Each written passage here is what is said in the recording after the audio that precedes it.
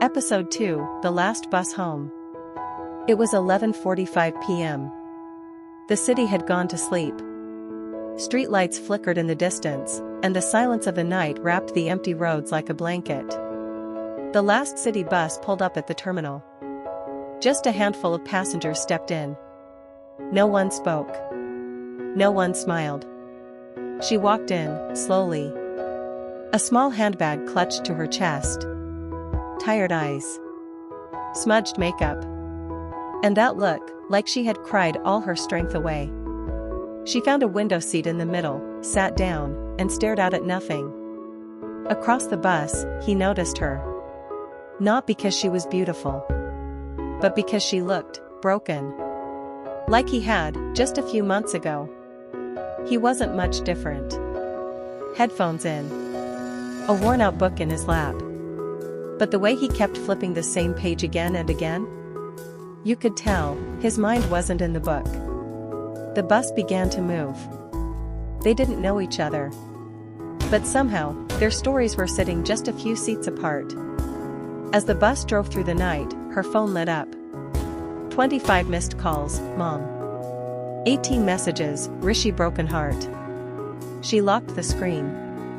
Threw the phone back in her bag. And bit her lip to keep the tears from falling again. But pain has its way of leaking out. A single tear rolled down her cheek. He saw it. But looked away. Maybe she needed space. Maybe she didn't want anyone to care. And yet, something inside him wouldn't let it go.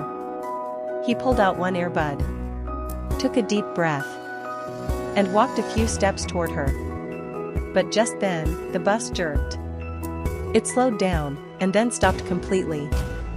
The driver stood up. Engine problem. Might take 20 to 30 minutes. Sorry. Passengers groaned. 2 of them left.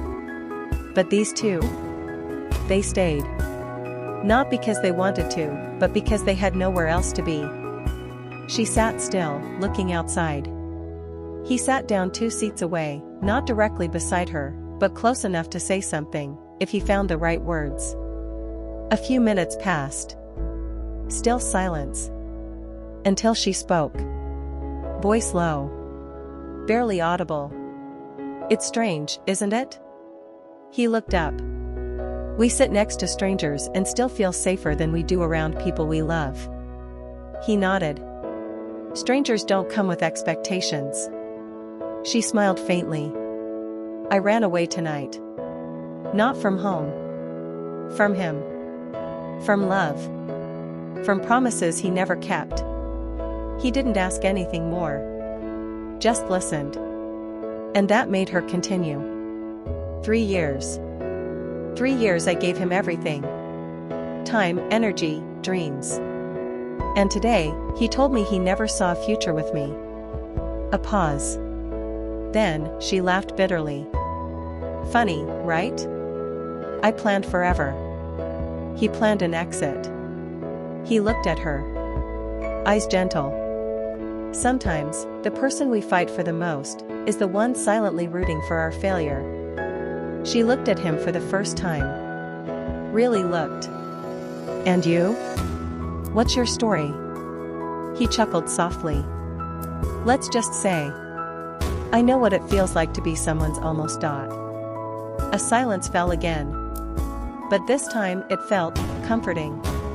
The driver returned. Wait for next episode. Till then, like, share, subscribe.